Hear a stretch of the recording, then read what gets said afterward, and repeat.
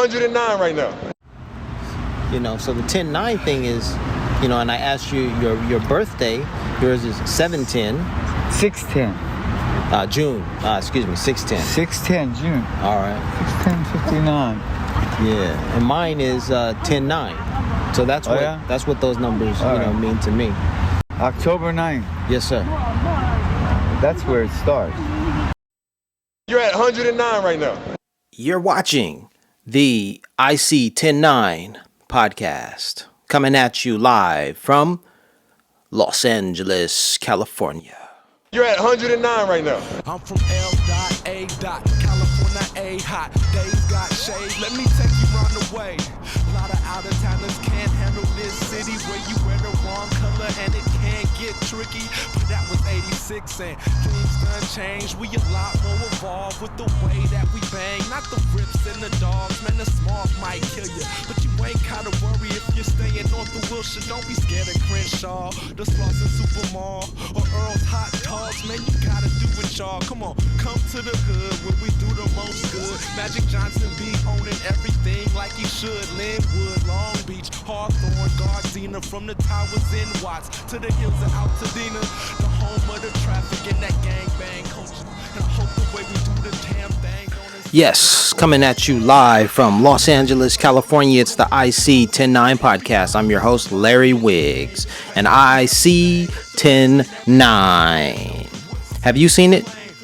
I don't know. I saw it today. And the way that I saw it today, well, I was over, I would call that the east side, but I was on Central Avenue. I was doing a little bit of Black History worship, you can call it, because Central Avenue is a historic Black street in Los Angeles. La calle central en la ciudad de Los Ángeles es importante en la historia de afrodescendientes de Estados Unidos. It's an important street in Los Angeles because jazz, that all-American music style, jazz. Well, Central Avenue was where the jazz clubs were located. So you had people like Ella Fitzgerald, Louis Armstrong, Count Basie, Duke Ellington, John Coltrane, Charlie Parker, who all played along Central Avenue. But Central Avenue wasn't only popularized because of the jazz, it was also popularized because of one Biddy Mason. Salute to the life and legacy of Biddy Mason. One of the first, was she a thousandaire? Was she a millionaire? She was a philanthropist and a rich, a wealthy, affluent woman, Black woman in Los Angeles. And she built herself up, There's some history about Los Angeles, and there's a story about another woman who preceded Biddy Mason. I don't know her name. Shame on me. I'm gonna have to do some research and get back to you on that. But we have a history of excellence in Estados Unidos, in America, in the United States. We're playing the smooth grooves of Murs from his album, I think it's 316. Let me check that out. Yeah. In the last display over here, Yeah. I can't see it, but is that a number? Could you read that number to me, please? The 1934 and 109. Okay, thank you. Yeah, that's the number of the nominee. So they put a number. So that's nominee number 109. That's You're an at 109 right interesting nomination letter, by the way, or it's a telegram, which was quite usual back in the days. It's a telegram nominating Kolfon Osiecki, another journalist. I think the first journalist to receive the Peace Prize. And he received the prize in 1934, as it says there. He was a German journalist who very early on reported, he wrote for a newspaper called Die Weltbühne, and he reported on Germany starting to arm up, which they were about after World War I, and Hitler and what he was doing. So he was one of the first political prisoners in the concentration camps, And when he received the Peace Prize, he was still in the concentration camps. Hitler was very angry about this Nobel Prize. He forbade all German citizens to ever say yes to a Nobel Prize. And they did not let him out. He unfortunately died, I think, in 1938. So he wasn't able to come and receive his prize.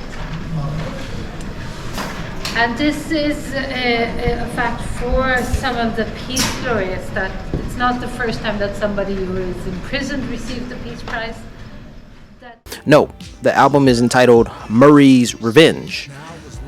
What I do like about Murs is his conscious, rapping and the subject matter that he chooses, but then also the fact that he named his album 316. Let me check that again.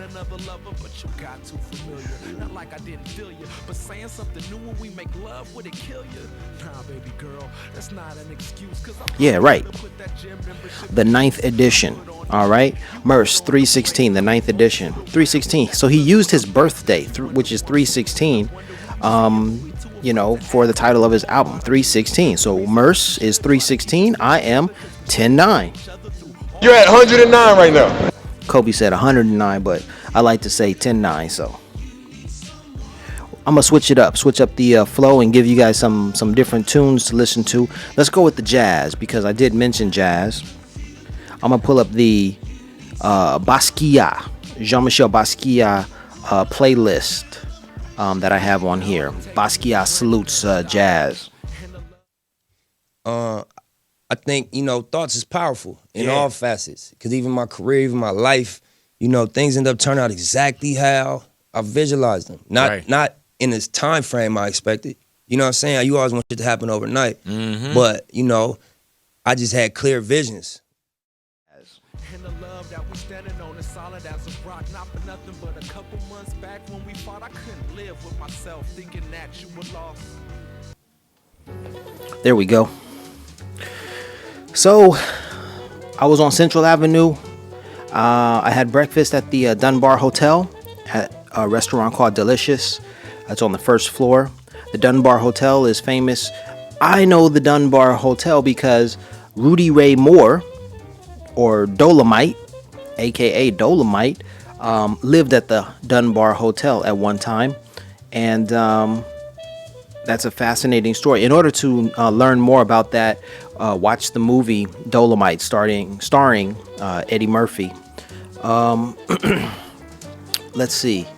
Beyond that, Central Avenue, yes, it has its history for jazz. It has Rudy Ray Moore, Dolemite's, connection to Central Avenue. It has Biddy Mason, that connection there. Down the street, you can find I think it's the 26th Street Bakery. Delicious pies coming out of there. I hope it's the 26th Street. Shame on me if I missed it. What I'm gonna do from now on is I'm gonna write down the topics that I hit as I'm talking extemporaneously, so that I can follow my train of thought. Otherwise, I'm just riffing up here, going from topic to topic. Whatever random idea comes to mind, then that's what I stick to, right? Crenshaw, Los Angeles. I drove down Crenshaw to get back home. Crenshaw is another boulevard in Los Angeles that is famous. Central Avenue is famous. Crenshaw is famous. Crenshaw is famous, recently because of the life and legacy of Nipsey Hussle. Ermias Joseph Askedom, right? And yeah. I have only just a minute.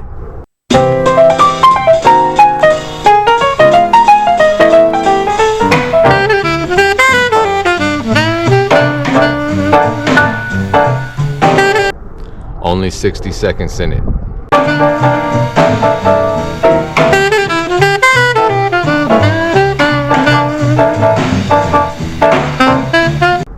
Forced upon me, can't refuse it.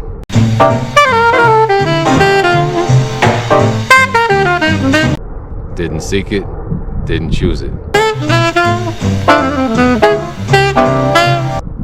But it's up to me to use it.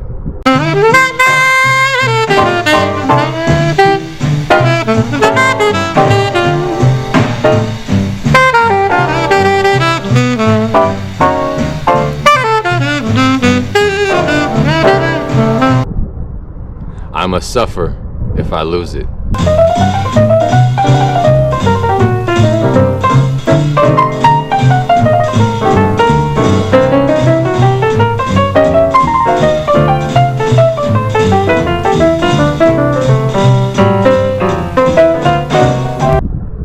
And give an account if I abuse it.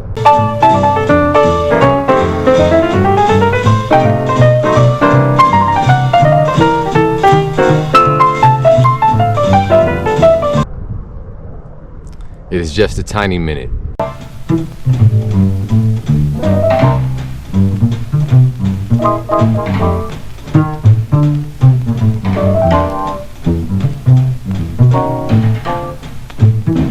But eternity is in it.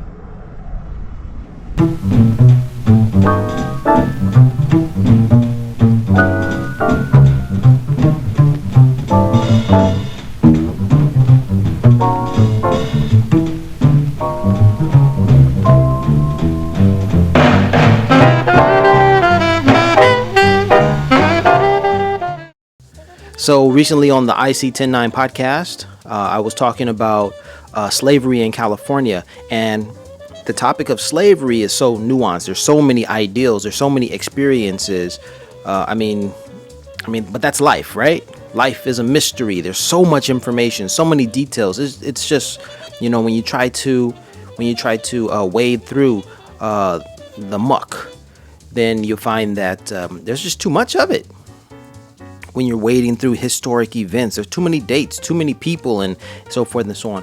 So what I'm doing is I'm looking at the topic of slavery in California, and I'm trying to parse it. I'm trying to figure out, look at the themes and the big ideals and the big events. I really want to understand what happened in California, and I think I have a fair understanding today because I was reading the book Black Pioneers, California's Black Pioneers, and then there's another encyclopedic book entitled World Slavery, and taken together I was able to extrapolate. I was able to parse information and things about our existence, about life. But the central theme has been slavery, right? So I've gotten some good information. So check out the iSee109 podcast to hear more about the history. Now, I'm not a historian, right? So I'm just telling it like it is. I read it and then I share it, or I interpret. No. I put it into my words and I pass it off to you. And hopefully, what I do here is going to inspire you somehow. Mistakes happen, so it is what it is, but we just keep it going, and this is a creative endeavor, so take it for what it's worth. Take it with a grain of salt. You dig? All right, guys, peace and blessings. I'm gonna leave you now, but just know that you are loved.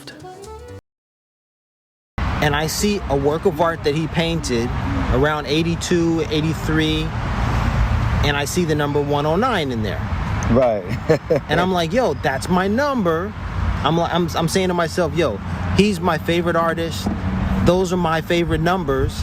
What a coincidence. I mean, he's passed on, and there it is. I've never seen it in any other work. So I was bugging off of that. So I immediately stopped the DVD, jump up, grab my phone to post about it, on Facebook. And as I'm typing a message, to send this out, I check the time and it's 11:09. And I'm like, honestly, I have many of encounters with 10:9. And that was a special one. That was incredibly, unexpected, unplanned, synchronistic, just bizarre. But welcomed. I love that. Of course. So there I was over at I don't know how, Bruxelles, or what have you. I was having a cigar, having my meal. I dropped my cigar, sadly, but then my food was delicious. It was delicious, and then after that, I got my tab, my bill. It's tab number, well, I won't even say it. I took a picture of it as evidence, but I was tab number 109. That's exactly what I was. I don't know if my channel's not that popular. This channel is not that popular, so how could they have known? I'm telling you. So I spoke with my wife just a minute ago, and she said that the reason I hadn't been having my experiences with 109 is because she's been having them for me. I think she's right. But now that I'm in Ireland, you know, the story continues. Did you ever get down where it was like, man, this ain't gonna work? Or, you know, that's why I call my thing the marathon, because I'm not gonna lie and portray this ultimate poise like I've had it figured out. No, I just didn't quit. That's the only distinguishing quality from me and probably whoever else going through this or went through this or is gonna go through this, is that I ain't quit. I went through every emotion. I went through every emotion with trying to pursue what I'm doing. You know what I mean? And I think that what gonna separate whoever's gonna try to go for something is that you ain't gonna quit. Hey, I don't know. iSee109 out. Kobe. You're at 109 right now. Oops. See what I'm saying? Mistakes.